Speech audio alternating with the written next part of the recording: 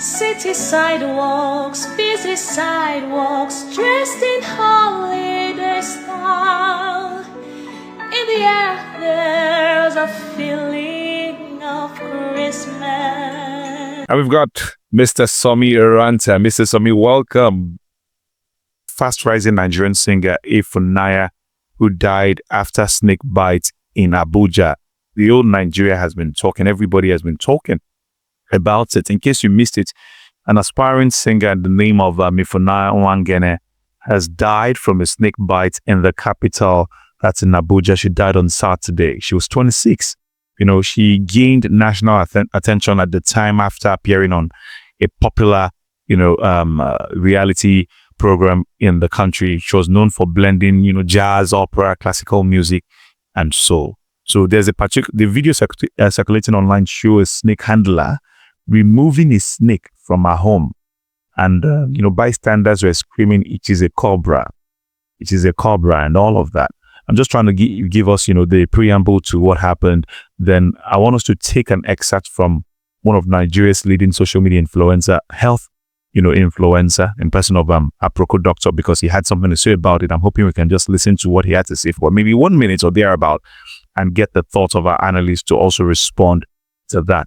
So what we hear, as a matter of fact, they said she had been, she was planning her first solo concert this year.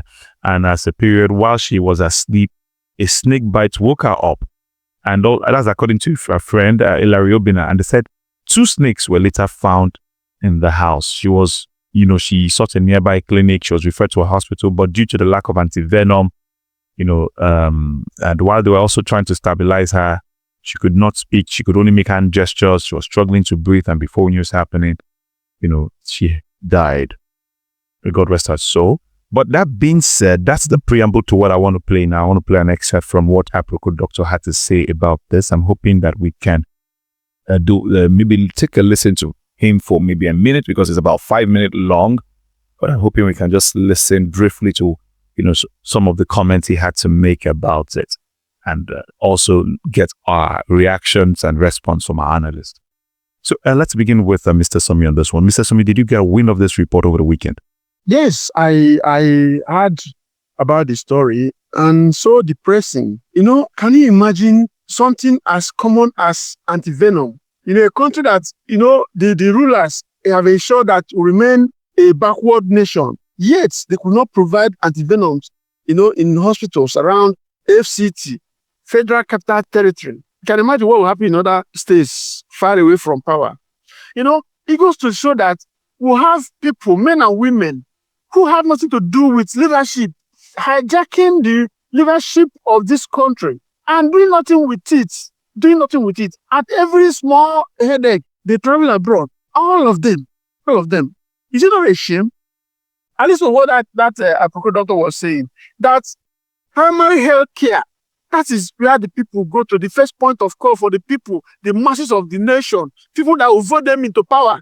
If they ever want to believe, hope on people voting them in, it's not that what they depend on is to bring themselves to power at all costs, whether you like it or not, by fire, by force. But it's unfortunate that posterity is recording the way these gentlemen and women in power, in the corridors of power, politically exposed people, how they are gambling with the lives of Nigerians. But Nigerians too are culpable to these whole things. Because except until we get to the point where Nigerians will begin to make demands on our leaders or rulers, except we make demands, except we begin to say, look, if you cannot utilize the hospitals in Nigeria, then you're not worthy of being, taking a little position. Except you can put your children in the schools in Nigeria, then you don't have any business being in power.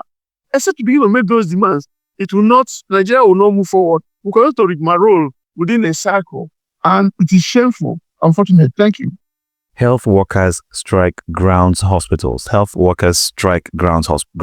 Hospitals. And this is entering the 3rd month. We're talking about a health workers striking, entering the 3rd month, just like professors mentioned, almost 90 days. Let's take a look at, you'll find this on the Punch newspaper, by the way. And according to the Punch newspaper, the ongoing strike by the joint health sector unions has entered the 3rd month. crippling activities in government-owned hospitals across Nigeria. Leaving patients stranded and forcing many to seek essential services outside public health facilities. Normally, we know that government-owned hospitals are usually more affordable than private-owned hospitals. And we see more of Nigerians,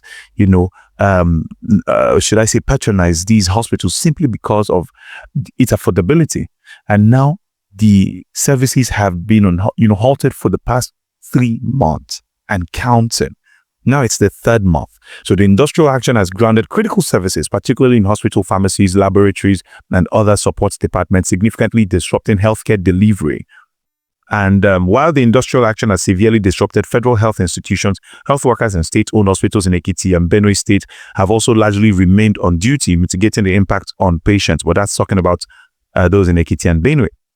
At the same time, we have some resident doctors, nurses, midwives in some state facilities, such as Benue State University Teaching Hospital, Makodi. They've embarked on separate industrial actions, citing their own grievances falls on unpaid salaries, pension issues, dilapidated infrastructure. For goodness sake, we're talking about health. And we can go on and on and on and on. You see various states, giving various reasons. And obviously, we do not know, how do we want to keep up with such, and just like Aproko Doctor mentioned, you see our leaders, our politicians investing heavily in other things of lesser importance. Because tell me, how do we make, say that we have infrastructures like flyover bridges, road? Yes, these are important. These are necessary as well. But if you were to put on a scale of priority, how do you say that these should be rated more than health? Why won't we have the average life expectancy of a Nigerian at 54, the worst in the world?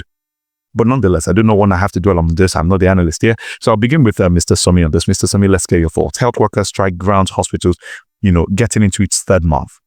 You see, that's what we're talking about.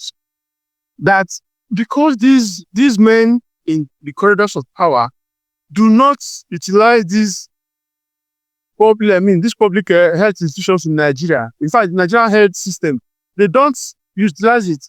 So they care less about it.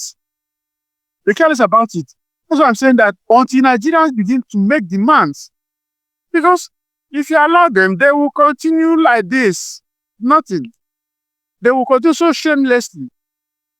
Our President Buhari died. He spent all his years going to England for medical treatment. Eventually, he died in a London hospital. He was brought in here for burial. So many, even our current president, every time he's jetting out to France for medical treatment. Little wonder, Putin of Russia, that Africa is a graveyard, is a cemetery. That Africans eat from Europe, they drink things from China, dress, from Paris, from America, Canada, everything. But when they die, they bring them to Africa for burial. So Africa is a cemetery. So is there any need to develop a cemetery? It's just a burial ground. And these are the people that have made that become real in our lives. So we must make demands of people, on people who wants to come and tell us what to rule about us. If they cannot utilize our public health system, if they cannot get treatment here in Nigeria, they don't deserve to rule over our affairs. Or to start that, we have not achieved anything positive. That's my take, please.